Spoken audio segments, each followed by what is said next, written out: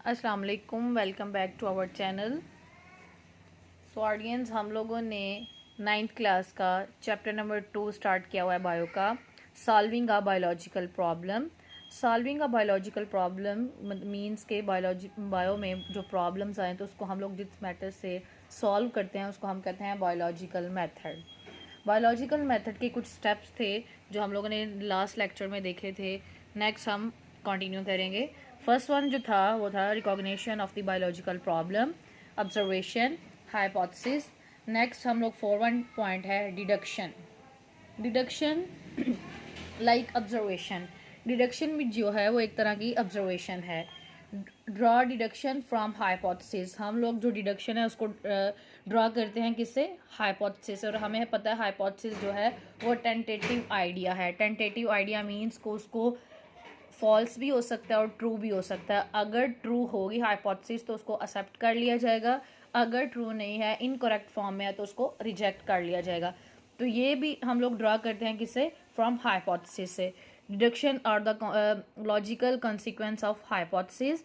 A hypothesis is taken a true and accepted result, और फिर क्या होंगे, उसके एक्सेप्टेड रिजल्ट होंगे और ड्रॉन फ्रॉम इट। और डिडक्शन हम इससे ही ड्रॉ करते हैं। लाइक देखें, ऑब्जर्वेशन मीन के डिडक्शन भी जो है वो एक तरह की ऑब्जर्वेशन है।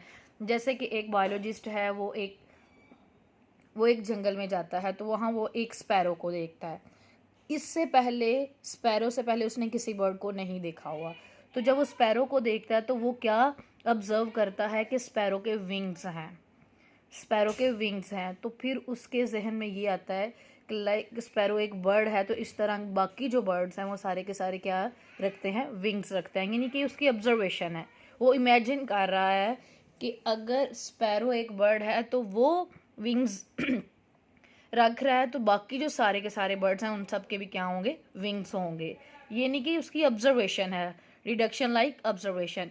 इस तरह हम लोग और एक एग्जांपल देख लेते हैं कि एक बायोलॉजिस्ट है, वो प्लांट का एक सेल देखता है।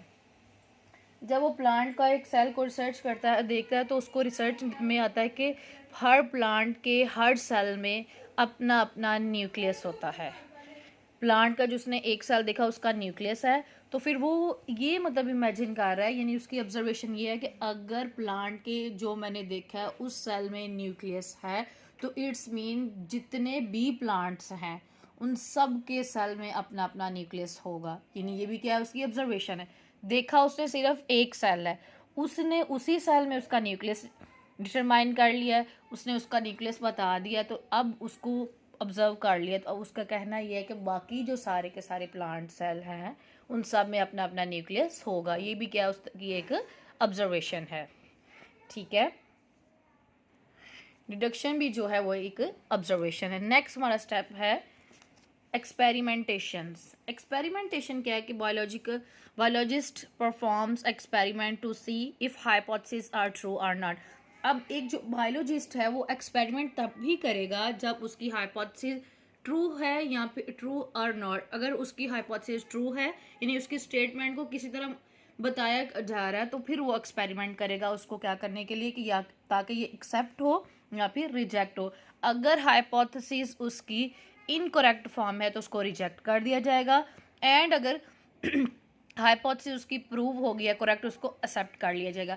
यानी एक्सपेरिमेंटेशंस वो अपना वर्क करके दिखाएगा, किसके मुताबिक, अपनी हाइपोथेसिस के मुताबिक, अपनी स्टेटमेंट के मुताबिक, कि उसकी जो स्टेटमेंट है, उसकी हाइपोथेसिस जो उसने अपना मतलब व्यू दिया है उसके अकॉर्डिंग जो उसने सब कुछ ऑब्जर्व किया। सबसे पहले तो उसने रिकॉग्नाइज किया प्रॉब्लम, फिर उसने ऑब्जर्वेशन दी उस पर, देन उसने उस पर हाइपोथेसिस बनाई, टेंटेटिव आइडिया दिया, फिर उसमें डिडक्शन की, मतलब उसने इमेजिनेशंस किया कि ऐसा है तो ऐसा हो सकता है, पॉसिबिलिटीज़ दी, फिर उसने एक्सपेरिमेंट्स परफॉर्म किया। अगर तो उसका मतलब वर्क जो है वो इनकरेक्ट फॉर्म है तो देन उसको रिजेक्ट कर दिया जाएगा, अगर उसको प्रूव करेक्ट करेगा तो उसको एक्सेप्ट कर लिया जाएगा। तो ऑडियंस, अगर आपको हमारी वीडियो अच्छी लगती है तो उसे लाइक करें, कमेंट करें और शेयर ज़रूर करें। और अगर आपने हमारा चैनल सब्सक्राइब नहीं किया तो उसको जल्दी से सब्सक्राइब करें ताकि नई आने वाली जो हमारी वीडियो अपलोड हो आप तक जल्दी से जल्दी पहुंच सके। नेक्स्ट हमारा पॉइंट है 6, summarization of result. Summarization of result में हम क्या है कि मतलब कि जो हम लोगों ने सारा का सारा वर्क किया है, डाटा उसको उसमें जो भी एक्सपेरिमेंट्स किए हैं वो जो भी ओवरऑल उसको डाटा को एनालाइज किया जाए, फिर उसके मुताबिक ड्रा किया जाए कंक्लूजन्स को, उसको शॉर्ट फॉर्म में लेके आ जाए, सारे के सारे वर्क को समराइज किया जाए।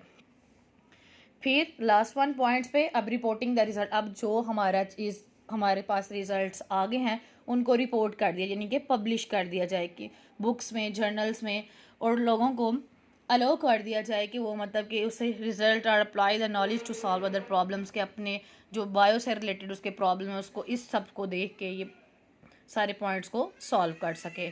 बायो में थेरी ज़्यादा होती है और लॉ बहुत कम होते हैं, क्योंकि बायो में थेरी इसलिए ज़्यादा है कि मतलब कि बायो रिलेटेड मीन लाइफ, और लाइफ में चेंजेस आती रहती हैं, और लॉ को मतलब चेंज करना बहुत मुश्किल काम है। तो थेरी इसमें डिटेल है, तो लॉ को हम लोग चेंज नहीं कर सकते क्योंकि लाइफ में वेरिएशंस आती रहती हैं, और इसलिए बायो में ज़्यादा से ज़्यादा थेरी पाई जाती है और लॉ बहुत कम होते हैं।